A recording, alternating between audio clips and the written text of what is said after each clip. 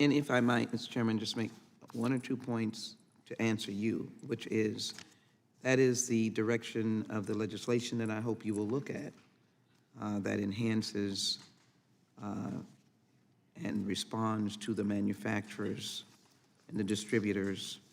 Obviously, our jurisdiction is here in the United States, and enhanced penalties, and for those who wind up killing people because of the drug use. Their actions wind up killing people. I just want to conclude on Mr. Maltz, your patriotism and your enthusiasm. I work with DEA agents all the time. Those based in Houston know their work, as I do the FBI, the ATF. So let me just say that you have been heard loudly and clearly. Mrs. Rockwell, her husband, have been heard very loudly and clearly.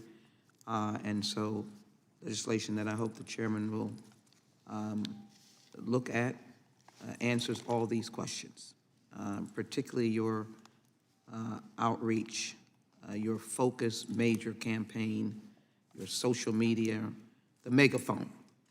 You want the megaphone while you're doing your work, you want the megaphone. And I do know that the DEA does some very dangerous work, particularly those who are undercover. And we want to appreciate them as well. Dr. Singer, we need your voice, and we thank you for that. We thank Dr. Westlake for being here as well. So I hope the chairman and I will have an opportunity to engage, and I want to put into the record, as unanimous consent, a letter from the Law Enforcement Action Partnership signed by a coalition of current and former law enforcement officers, judges, and public safety professionals. The statement of Jason Pye, Director, Rule of Law Initiative, Due Process Institute. A letter from Jillian E. Snyder, Policy Director of Criminal Justice and Civil Liberties at the R Street Institute.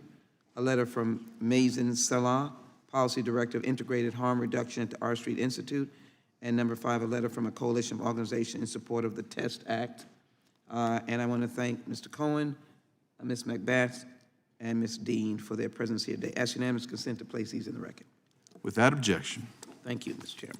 Thank you. And again, thanks to all the members who attended. Thanks to those in the audience who came.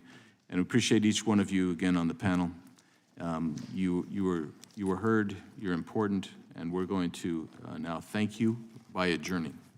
We're adjourned.